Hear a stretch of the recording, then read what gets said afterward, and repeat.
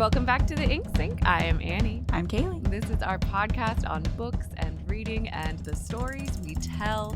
Welcome back, or welcome to the end. But a nice end, sort of.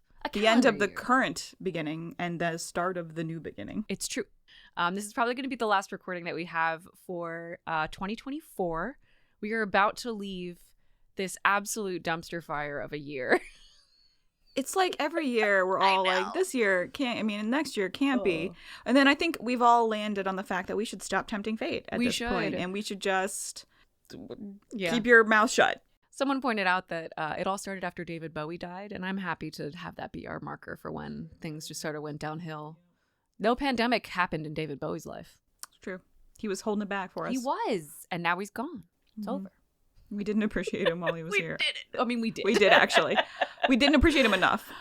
So we are probably going to be releasing this within the next few weeks. So hopefully you guys are able to hear this very soon, all of our audience. And then we are going to take a little bit of a break. We'll do some replays. We won't have as much replays this year as we did in years past because we have had probably half the number of episodes this year as we have in years past. Thank you all so much for being patient with us as we navigate this transition of a year. Both of us moved. Annie Both of us also got new jobs. New jobs, yeah. Transitioned either to new teams or entirely new industry, sort of. Like you're still in, obviously, editing, but in a totally new place. Yeah, no, it's a different industry. I would say scholarly publishing is a different industry from news, for sure. Yeah. Yes, and I graduated. I have a graduate degree now and a sword to mark the occasion. Absolutely.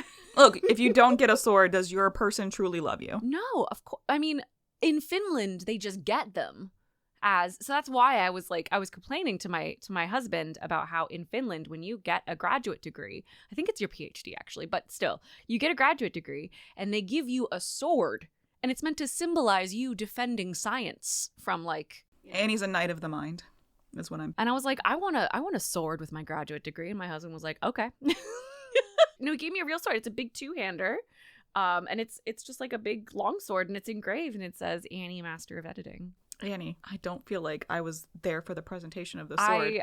I must have been out of town or something. I'll show it to you. I mean, as Kaylee said, we both moved, so my office in my new house now finally set up. Yay! Or now painted. The furniture is getting set Excellent. up. Anyway, so we have so my office is now set up. It's not soundproof. This is our new studio. Thank you so much to the Catonsville branch of the Baltimore County Library 100%. For hosting us in their studio space. Guys, use your libraries. Look up what services they provide. There's also 3D printing as an option. They have a library of designs. Yep. They will let you borrow tools. Yeah. The library is great. In addition to all of the books, which everybody knows are amazing. And video games. And movies. So the and Catonsville music. Library just had a big remodel, and they've expanded their video game section. I did not know that. That's you fantastic. passed on the way in, but I did. I'll point it out to you as we're leaving. Annie, I have to wear blinders when I walk into the library for other things that aren't the catalogs. I will say I'm very lucky. We're very lucky in the Catonsville Library because when you walk in, it's the kids section. So it's a lot easier to put the blinders on because we're I don't care about Peppa Pig. We can just move. They have really cute murals. Don't get me wrong. But they're so, I love them. They did such a nice job with their remodel. Yeah. Anyway, shout out to the Baltimore County Library 100%. System in general. They're doing really Props, great. for sure. Yeah. You want to jump into the news? Must we? Yes, we must. Yes. Actually, there's some good with the bad. Yeah, you want to start us off? Yeah. Sure. So new comic book format just dropped, Kaylee. Fun. I was looking and I was like, oh yeah, I vaguely remember when they initially tried launching with their other imprint. So it's DC Go or something like that. Yeah. So yeah, that's cool. Vertical, continuous scroll. That makes so much sense. I think that would have been. So my husband just recently bought the Book of Doom, which is a comic that is out of print, but he was able to buy it through Kindle. Mm-hmm. I think he had to go through Amazon for some reason specifically. But it was published in, I want to say, the 90s, maybe early aughts, out of print now. It's like all of Doom's appearances. Okay. Like a Doom omnibus. Yeah, basically. Sure. And so he was a character instead of a story omnibus. Exactly, yeah. So he was like having to do the back and forth, up and down sort of thing. Yeah. Oh, on his Kindle. Gotcha. Yes. And it can be so difficult with some of the layouts because of the way, like even just in print, sometimes I struggle to figure out which panel follows which panel sometimes. So like this feels like it definitely is a great idea for like new readers or people that maybe aren't as invested enough to put the time in. Well, describe it for us. So this is an audio podcast, so we can't really like show you, but describe us like what this new format actually is. Sure, it's like vertical scrolling. So it's basically continuous scrolling. So it's basically panel after panel, and they are designing new stories specifically for this format. Yeah. But they're also trying to find runs that they could reprint or reformat. So it has to be something that is self-contained in some fashion. So there's a couple new ones, and I don't remember off the top of my head. I can launch it back up to give you the titles for the new ones, or Annie, you've got it pulled up. But there's also, they're reprinting Hush, I think, as part of this format. Which is Hush, for those who don't know, being a classic Batman story. Yeah, it's just fairly self-contained. It's like a mystery. And then they have I think one more their existing titles that they're going to be reformatting. They're looking to see what other stories, which I would like to throw in the Batman family story, also contained, very similar to Hush. Fantastic. Yeah. Totally recommend. And it also happens around the same time frame. So like, oh, okay. So good, like to release together. I feel like if they're, I mean, I feel like the design, whatever they need to do for Hush, that would probably be fairly applicable to anything that they would need to do to reformat Batman family.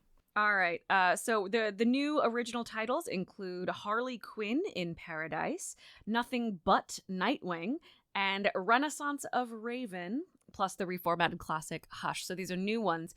And if they don't do Nightwing's butt on the cover of Nothing But Nightwing, they like, look, he's crotch first on so many, but like this one is like prime for it to not be his crotch, at least. I don't understand why they do that. Dick Grayson is the pinup for DC, you guys. I don't know what I mean, his name is Dick, and I think that's the only reason they're doing it, but I mean, you're probably not wrong. Yeah, I mean, I have had this problem before where I've like really wanted to read a new comic story, and I'll like put it on my phone, and it is so not optimized for phones.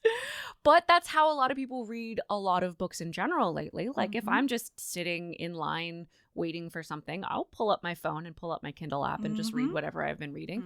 But you can't read comics on a phone right now. So they are optimizing them for phones, which is like, it feels So it feels like this is a long time coming.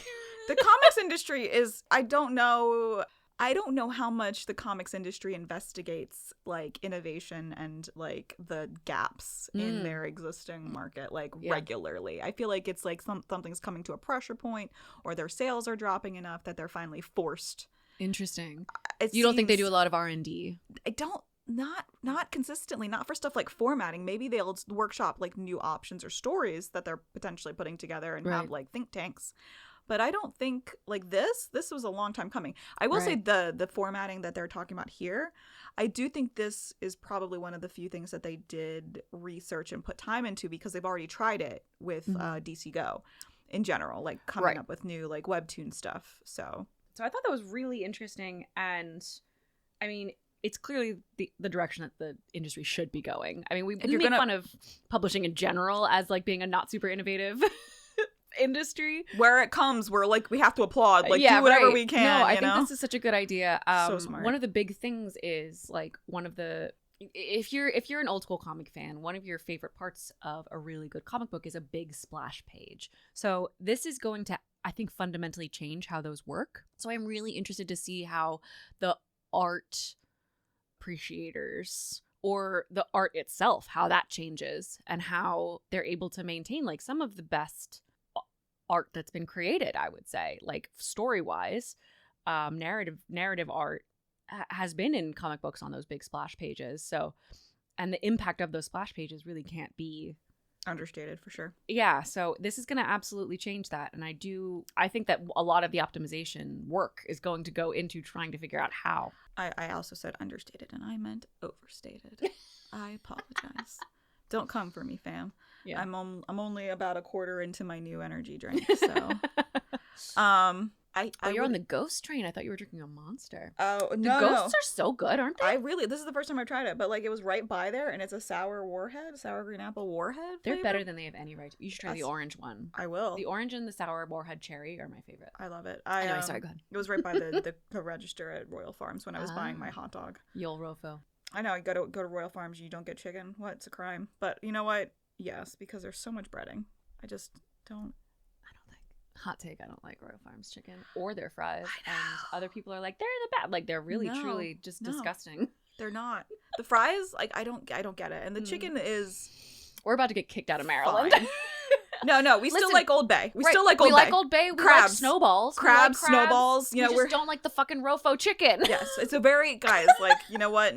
Local jokes get local work, but we are in. Anyway, sorry. Right. Our very specific audience will get everything we just said. You were just about to make a wonderful, nuanced point about comic books that I don't know. If it loves me, it will return. I don't, as they say.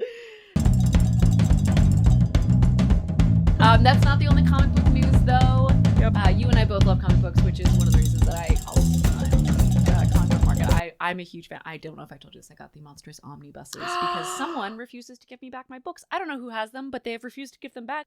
So we both love comic books, but I think that you and I have both, long ago, stopped buying issues because they just got so expensive. For those who don't know how comic books work. Basically, they sell issues, which are like a chapter of a story, and they sell those periodically, and then they will collect those into volumes, and those are the things that you see in the bookstores, the general bookstores. You'll see like the trade paperback, and then maybe after a year or so, they'll collect those into omnibuses, which are big hardcovers. They sell for about the price of a hardcover. The prices for all of those are going up, and to the point where I would say it's been years now since an issue has been worth it. And it's been years, I would say, that I haven't had a second thought, like where I've had to like sit there and like really consider whether I wanted a trade. Like an omnibus is still a good value, but those prices are going up, man. We've talked about this before in books in general about how prices for specifically hardcovers are going up, and comics aren't immune. Nope. And it's not just prices for hardcovers. It's prices across the board have increased. And I get it. Like, I totally get, people need to eat. Mm-hmm, they're raising the prices so that they can afford to pay their people. They can buy the materials. Everything is expensive. Yeah. Get it. And I'm not opposed to the prices being raised in general. But is that the right answer? And maybe it's a combination of that plus other things. I don't know.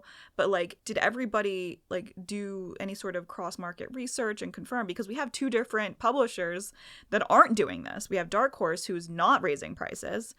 And then you also have Distillery, who has just totally revamped their approach to selling comics. Their publications in general are basically their increased quality for materials, the art, and the length. And so it's a little bit more expensive per unit. But if you look at the number of pages, it's less than. So it's like they do better value. It's like $9 for like a 45 to 50 page story. Mm-hmm. Yeah. Something along those lines. And sometimes it might be, a little more, a little less. But like, and they were able to take, because they're charging a little more per unit, they're able to just provide that better quality. I am just curious if there was research done to say that this is the correct path forward. This particular article came from Screen Rant, by the way. But the article is talking about how a lot of indies are struggling. They can't really afford to lose the people that can't afford the increase, like because of the regular buyers. So that's like if you buy 4 issues in a month, and the price of that has gone up $1. Even if you continue to buy comics, you're buying 3 issues in a month, right? Probably, like if that's your budget for that. So you know what I mean? Like that's what we're looking at. That's what the answer is. And so like we're never gonna know what they did in house. It just feels like raise the prices, and that so many people are just doing that doesn't feel like a lot of research or like discussion on if that was the best approach went into it, which kind of doesn't feel great. It's inflation. Yeah. It just feels like one more thing. One of the bigger discussions that I feel like I'm sure is happening behind the scenes, but isn't really addressed in this Screen Rant article, is about how and why comics are holding on to this like magazine style subscription publishing business. Magazines famously have been moving away from this for decades. And it feels like this is one more step that's going to push them into doing the same thing. I mean, I get almost all my comics through the bookstore, trade paperbacks, or for the omnibuses. And I got, as I said, we got priced out of individual issues years ago. So, of course, it made me wonder, like, is there a world in which the higher price point works? And that's what I'm saying. Like, what market research? What did you do? Like like I said, with the DC change in the formatting that they're doing, right? Yeah. And not just, they're not trying to replace their existing format. They're adding a supplement. So they're creating new things and trying to find ways to reformat some of the older things to bring new people in. It makes sense. They did some trials, and they did it with a format like with webtoons, which are already in and of themselves designed to be more modular and flexible. So that feels like some research was done. They did the trial. They did an initial proof of concept before they started moving into something that is a little more expensive to produce. Right. So yes, 100%. You need to feed your people. You need to respond to inflation issues. But like, what other options are you doing besides raising the price point? Right. And like I said, there are two like publishers that aren't doing that, and I'm just curious to see. I want to follow them. So I actually was I looked through the distillery like titles, and I'm gonna pick up a couple because they look really cool. That was an imprint that launched in 23. In case you, I think we may have talked about it. We may not have had the chance, but that's an indie publisher. Yeah. Send me the titles that you were looking into, and I will put them up on our bookshop. It feels to me like very much. It kind of like. Do you remember that before we all kind of decided that widescreen was the best format to view things in, and they would still like release things in full screen, but it would be edited differently because like no one actually filmed or like edited the original in widescreen, and then they would put it out in full screen, and it would be just like a slightly different movie. And I'm wondering, like, what is the point where they just stopped doing that in comics? Because they did stop doing that in movies a long time ago. Now to the point where like it was a big deal when the Snyder cut of the Justice League was released in full screen. Like we had to adjust our television. It was really strange. I do wonder, at what point did they say maybe floppies, maybe we don't anymore? You know what I mean? Yeah. No, I mean, like I said, like Distillery has done that. Yeah. And I think that's the future. I mean, I think we're going to go with no more floppies, and if they want to do chapter by chapter, you're tell your story in a long scroll. Exactly. Yeah, so you've got options. Yeah. But also tell your story if you want to print them, like the slightly more expensive version. Right. Closer to a trade. Yeah. Do a couple at a time. Charge a little more for that unit, which would be slightly less than issues, but like you're getting more money per unit. Yeah. So we'll see. Yeah. But we, again, don't talk enough, I feel like, about the comic book industry for how much comics you and I actually read. I mean, that's honestly, and to be fair, Annie and I hit very different. Like, Annie not gave up, but Annie has moved on from superheroes while I'm still a child in heart, mind, not body anymore. Sadly, the knees have told me. No, that's not true. I think we talked about this. I told you about my like kind of final straw with the superheroes was in, I want to say, a high school with the Civil War and then the aftermath of that. And I want to say you also stopped for a little bit on that, 100%. And then you went back, and I was just like, yes, there's the difference. That's where our paths diverged. Yep. You went back, and I was like, never. I picked different. So that's just it. So I went back. But I went back to different kinds of titles. I went back to like Young Justice and Impulse, and I went back. Ultimately, I came back again recently with like goofy stuff that's still like heartwarming and stuff. So I don't know. Moving on, I feel like one of the like very rare bright spots of this year has been how much Barnes and Noble has been thriving.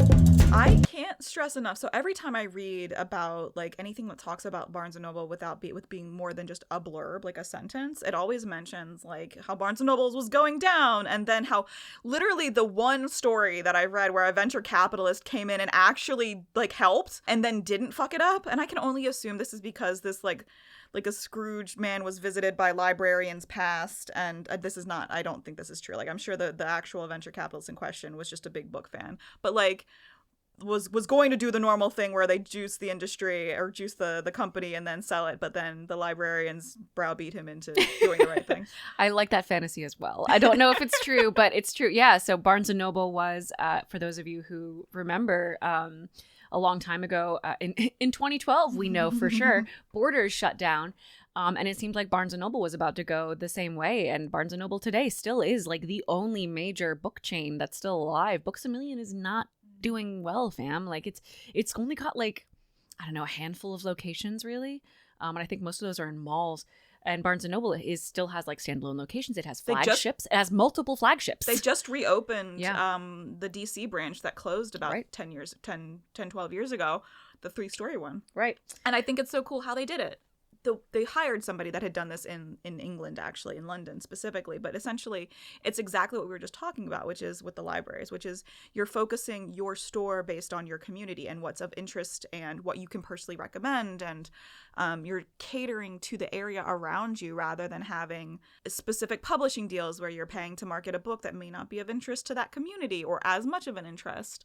Right. So I think that's the exact correct approach. If you're trying to get local support and drum up a local interest, then you should serve your local community. Yeah, so they changed a lot of policies after the private equity firm bought Barnes & Noble, installed a new CEO. That CEO happened to have run a large bookstore chain in Britain and came over here, and instead of doing things like only stocking bestsellers or like being able to sell table space to people, like if you back in the day when you walked into a Barnes & Noble, there'd be like a big table and it'd be like new releases, and it'd be like publishers were paying for space on those tables because it was like really easy to see and they were like considered really good placements. So the new CEO said no more, which I think is radical because that was an income source for them. So he said no more of that. The people who run the individual stores, like the individual managers, the individual tellers, the individual people who are stocking the shelves, get to decide what goes on those tables, get to decide what's being featured, because they are presumably, obviously they are physically there, part of their community. So they are the ones who get to decide. And so they are making these choices that make whatever's there, the content, more relevant to the other people who are coming in. We don't want to sound like shills for the whole Barnes & Noble industry, but I think that's a fantastic idea, and I think it's been going really well. They also redesigned a lot of the stores to feel more kind of cozy. So they put like higher shelves, which wouldn't sound cozy immediately, but then like you end up in like these little nooks all over the place, which is very sweet. 100%. If you guys remember Walden Books, I think that was a chain. It was before Borders bought them. Okay. There was one in Marley Mall. Rip. Speaking of, rip the whole mall, or rip the whole the mall. bookstore. Oh, the whole mall. It's like gone? it's you know it's they're now like it's a gym, and it's like things have just gone. Like there's like one or two. I've been told the location of the Costco that I go to in Owings Mills used to be an entire mall, but now it's just a Costco. Yes. Oh, yeah, and it wasn't like a location you wanted to go to. Really? Okay. Yeah. Well, now, I mean, that Costco's a hot commodity. I'm going there tomorrow. Yeah, there you go. Yep. Yeah, it's very different. 100%. I got to pick up some shit, you know? Girl. I got to get my distilled white vinegar in bulk, okay? I use too much of it. No, that was it. I just wanted to say... Yeah, malls are doing great.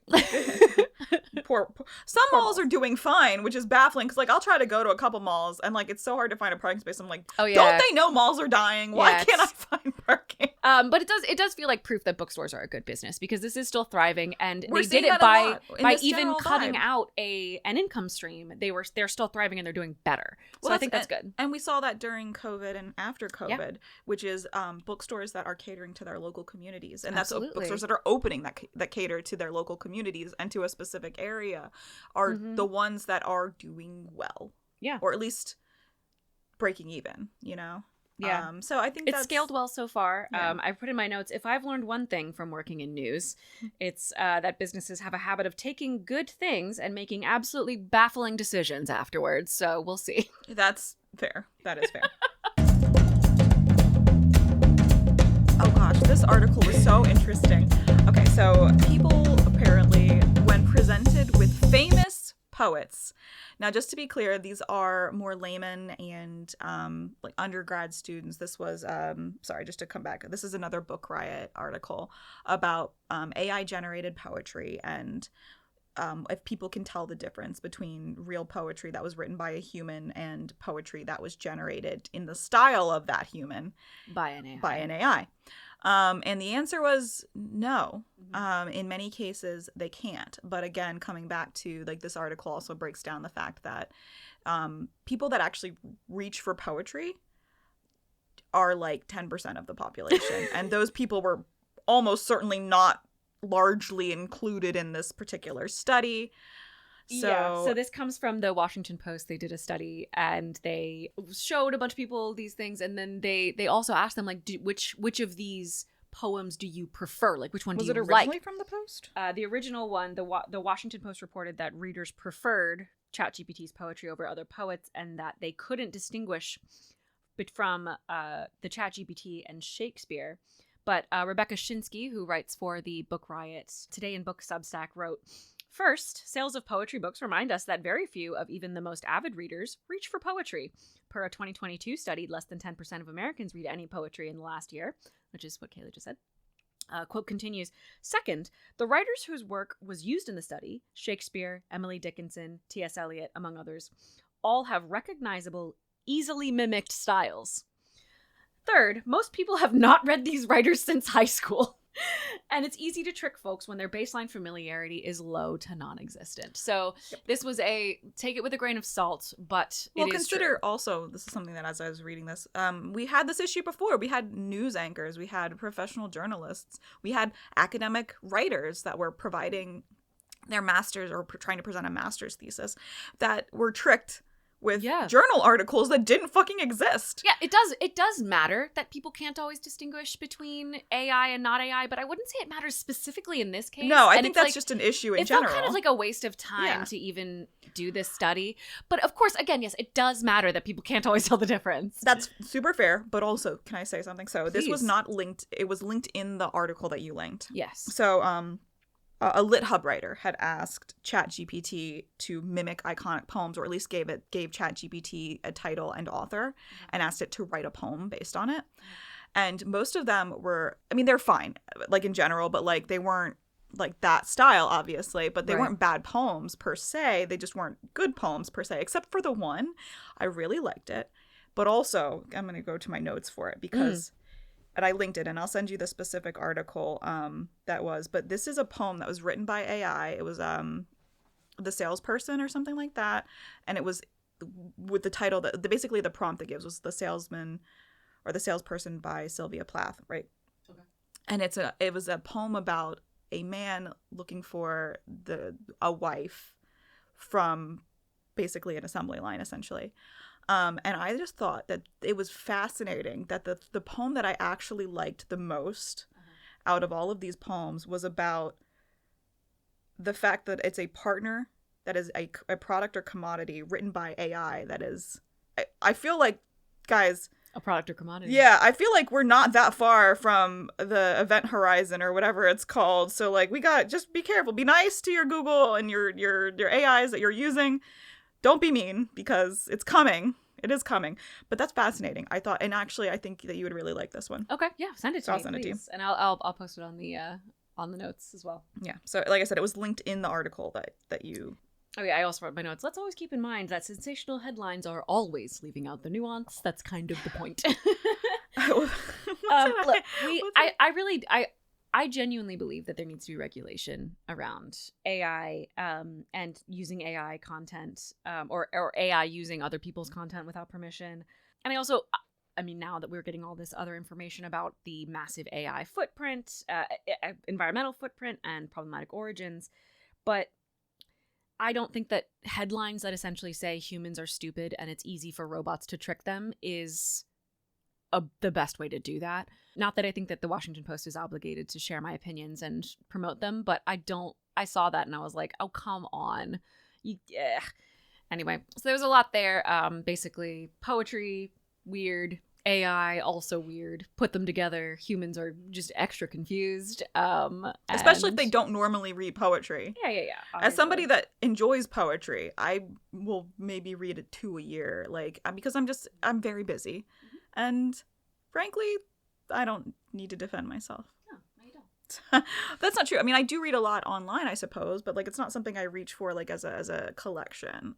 So it's just, that's fair. It feels fair. And especially considering it feels like we were set up as a country. Whoever was in this study was essentially set up for failure. That's my thought. Let's move on to our trending news section. These are stories that aren't super in-depth. We're not going to spend 1 million hours on each of them, but I thought they were pretty fun. Kaylee, What is one step up from cozy fantasy? Oh man. What's the new genre? You have it in here. It's specifically called out. It's called healing fiction. Yeah. And to be fair, you're Love not it. wrong. Yes. That's the stuff that I've been reading, and that was like the stuff that I was All like, there's vibes. this book that's supposed to be this, but it's not, and I'm mad about it because it tricked me. Yeah. It's not that at all. Yeah, it's so good, guys. Like, just mentally. Tell us what it is. Mentally speaking, heal. It's like it's genuinely, it's like small scale, community based stories about coming to terms with things that have happened off screen that were bad or that you struggled with, that you made it through, but that left you with something to work through. And in all of the ones that I've read, yes, 100%, there's always also a cat. So it's wonderful. Yeah, it's great. I love it. I do. It's a lot of the books that I've been reading. And I know that like romance and romantasy is like this for some people, but like these are mine. Like this is my comfort read. This is where I go for it. It's all vibes based, honestly. It's there's very little plot. Yeah. It's all just like character driven. Really it's cute. Character driven. Yeah, and really interestingly, a lot of them are it works in translation from Japan and Korea. And I wrote bookstores have been picking up more of these books that are just about hella cozy shit, like bookstores that sell dreams and ghosts reliving their favorite memories. Industry experts say it's one of the biggest translations trends they've seen in the past decade, and I think we're going to see more of these in stores on online. You need a good cry sometimes, I feel. Like, I think there's also like a version of this where it's just bad things just they're not happening, which is wonderful. They already happened. Or they're just not like there's like similar, like there's anime where that's just like happening now, which is really nice. It's very comfortable and it's like you're not trapped in a hellscape where death is permanent and you have to learn how to survive monsters and all this stuff. You just kind of, after school, you log in with your friends and you have a nice time. And you have your little pet that's a cute little turtle and like he's your bestie and you fly on him. I don't know. That's a very specific anime. And if you know, you know. I don't, but that sounds lovely. I'll tell you about that one later. It's really cute. But yeah, like that's just so happy. I'm so glad that we're seeing more of this stuff come over. It is wonderful. 100% support. Like, you don't always want to see the apocalypse being averted through sacrifice and blood and tears. Like, sometimes you just want to have a nice time, and you're opening up your bar after you've served your military career. I told you about that one, Cursed Cocktails. Yeah. That was a really nice one. There was a cat in that one. It was really cute. I'll put that up. Oh, so that's your recommendation for this one? Cursed yeah. Cocktails. Okay, I'll put it up and I'll say this is our healing recommendation. Yeah, it's actually really sweet. I like it a lot. Moving on, this new administration has a history of being hostile to educational institutions and libraries. So if you, like us, have been looking for something to do, Kelly Jensen over at Book Riot has rounded up an actual list of how to fight book bans in 2024, specific actions that you can take. And because I am a nice lady, I am also going to post the ones for our locals. I found the page for the Baltimore County board for their minutes and agendas and the Baltimore Banners webpage on books. Perfect. I also have some links for upcoming election cycles. So we're not really going to be seeing a lot of municipal positions available until I think 2026 at this point. Sure. But we will also post those so you can follow them. I think it's very important. Obviously, this is an audio podcast, like you can't click through the sound, but I know that a lot of people, and I even just speaking as a teacher, I teach audiobook and podcast publishing. I mean, I'm a teaching assistant, but I help teach. And I will say, it's mentally exhausting. This whole season has been, and we just gave blanket extensions for the week and the week leading up to the election and the week after. Like, no matter where you come down on politics, it can be difficult and draining. And I just want everyone to know that there are people out there fighting a good fight. People like Kelly Jensen who are just rounding up links for specific actions that you can take to at least protect books. If you're listening to this podcast, if nothing else, whatever else your politics are, you do care about books and literacy and education. And here are some ways that we can help protect that in an administration that has, again, however you feel about politics, historically been against some of those things. So, and anti-censorship. Yes, and I will post those links as well. Yeah. This next one is just a little bit behind the scenes and a little bit in the weedsy. But this one in the publishing business, we talk a lot about discovery. Like we want to know how people are finding books so that we can better, understand reading and what they want to read next. This is from Shelf Awareness, which is a newsletter for bookstores. They talk about the book The Way of the Gladiator. It's a small nonfiction book about what life was like on the ground, basically, for everyday people in Imperial Rome. David Franzioni, whose name you may not know off the top of your head, but just wait a second, loved it so much, he wrote a movie about many of the things that he read about in it, and that movie became the award-winning movie Gladiator, starring Russell Crowe. And today, as we're recording this, that sequel is in theaters. The sequel to Gladiator, Gladiator 2 is in theaters, and a publishing company is reissuing the book, The Way of the Gladiator, to capitalize on the franchise's popularity. And they're even going so far as to put a trailer for the book ahead of the movie in some theaters and telling viewers, you can read the book that inspired the movie, which I thought was amazing. I loved that. It's such a cool idea. Has that ever happened to you that you read a nonfiction history book and you've been like, I need to write a story about this? Yeah, 100%. Yeah? Which one was it? Tell me. God, there was it's such random. It just depends on how people write these books. 100%. So I was in college in my undergraduate degree, and I was looking into. I just needed something about St. Petersburg, which is it's a town in Florida. And I thought you meant in Russia. No, right. Am I hold on, wait a minute. The Floridian St. Petersburg? Okay. Hold on, wait a second. Let me just make sure that I've not just blanked on the name just to make sure. But anyway, it was a history book that was written in the 1700s. And I didn't even realize that until I went to cite it, because it was actually just an approachable, hey, I really like this city. Here's such interesting, facts about the city and how it was founded and why it's, one of the oldest cities in America and stuff like that. And I was like, oh, this is in. I, pulled everything and I went to go cite it and I was like, holy shit, this is old. It was yeah, so it was so nice. But yeah, anyway, I loved that. And also a really cool view into that one guy's creative process where he's just like, this is all really cool. I want to write a book about it. Yeah. St. Augustine. Make a movie about it. St. Augustine is the city. Is the city. Okay, I'll just cut out all the names of the city. Excellent, perfect. Because you do say a city in Florida. Yeah, excellent. Fantastic. But yeah, stuff like that. I love that. I love it so much. And I love when you can find a book like that where it just transcends the misconceptions about people. People have always been people. Yeah. Regardless 100%. of, we have all these the Victorians were XYZ really boring and Edwardians really boring. About history being really boring and dull. No, people were have us. always been people. Yeah. For better and worse. Yeah. We've always been just what we are. We just express it in different ways. I think that's just agreed. But it's always fun to see that come through. Yeah. Yeah. Have you watched the new Gladiator movie? I have not either, but I do love Denzel Washington just in general, and I also love Pedro Pascal. I've heard it was really fun. It just felt like it could have just been its own thing. It didn't I felt that's what Mia said. She said it's really fun. Just it felt a little unnecessary. I mean, story wise. So I was fair enough. Nothing with what's his name, Paul Mescal in it is actually necessary, but I think people like it anyway because he's super weirdly cute. I'll tell you in a minute. Okay, come back to this. And now for our favorite news section, celebrating women and minorities, killing it in publishing. This comes to us from Jane Friedman, talking about how romance authors are absolutely thriving in this self-publishing era. I'm going to read a quote. A journalism professor from the University of California, Boulder, spent nearly a decade examining how the unique aspect of Romancelandia led romance writers to thrive in the self-publishing era.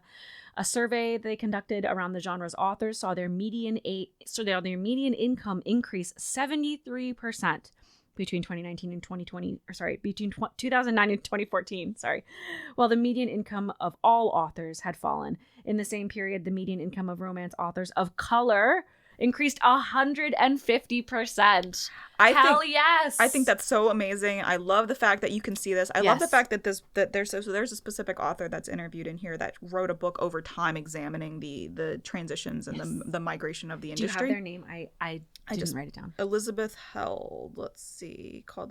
Christine. Okay, so Christine Larson wrote "Love in the Time of Self-Publishing." Yes. And it's just discussing about like how it's basically the history of romance authors in general. So, and she started writing this like I want to say about maybe just under, if not actually 10 years ago. So examining just the transitions and like historically like how the industry has gone.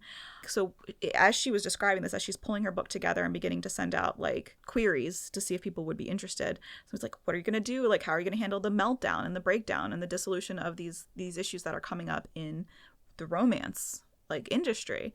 And like as a white woman, she was like, it took me a while to like fully process it and like to understand what these arguments were. Like she went through and did the research and read the articles and interviewed people and talked to them and realized this is a very racism in the industry. And like the fact that once self-publishing became an option, it immediately opened up to like women of color, people of color in general, I think is fairly self-explanatory as far as this being an issue that people, no, it's not, there's no more racism. Yes, clearly there is. It's just ugly and you don't like to think about it. And it's internal. Maybe you're not saying to yourself, I'm not hiring this person because they're black or Chinese, or they're somehow in some fashion mixed race, Chinese, Scottish. I don't know. Maybe whatever your like specific internalized bias is for or against, but like it still happens. And the fact that you can point to self-publishing and the explosion of authors of color and the jump in their earning potential as opposed, like compared against the existing, like what you're seeing in authors decrease in other areas. Like I feel like it seems pretty straightforward. Like it's in black and white here. There is racism in the industry, and also we're celebrating the fact that these authors are able to make so much more money now. Yes, this change has been fantastic. Amazing. Yeah. I 100% love it. So shout out to all of the Black women writers in the romance market, and the Black men as well, and people who are gender nonconforming. This is congrats, and hopefully it keeps going. And now for our favorite non-news section. Kaylee, what are you reading?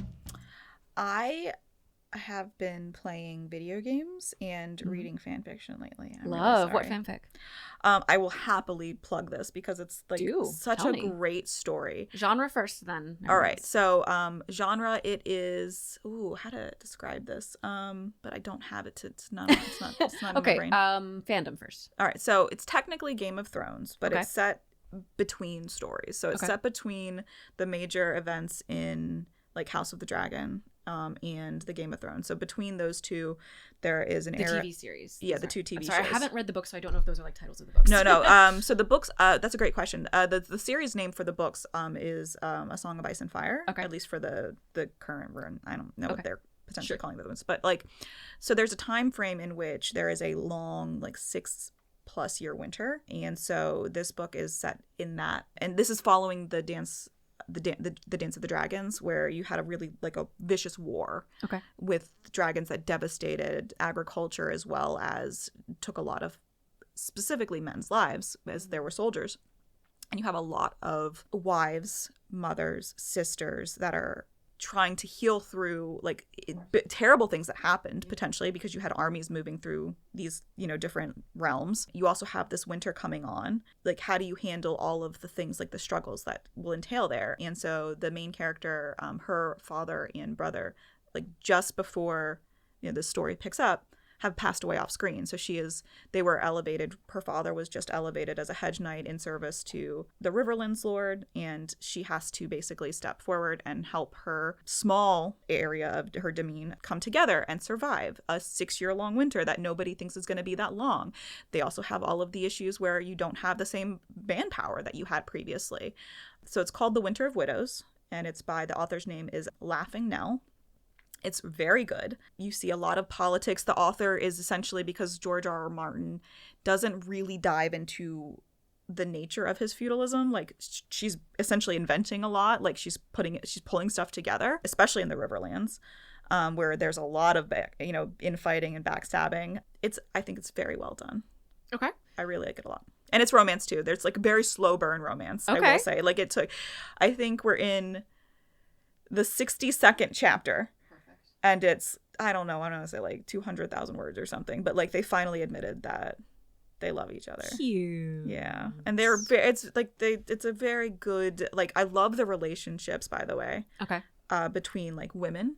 Oh, like with good. them, like together, like the sisters, the friendships that are being built. Love a good female friendship. Exactly. Yeah. And it's not just like it's like the mother-daughter relationship between like a character and like somebody that basically adopted her when she was younger. The relationship between her and her older sister, the main character. Overall, the way that the author approaches relationship building and like the small ways in which you can see the depth. It's just so well done. Yeah. Side note, Winter of Widows, great title. Fantastic. So Agreed. good. Yep. 10 out of 10. Good job. What was it? Little Nell? Laughing Nell. Laughing Nell. A+.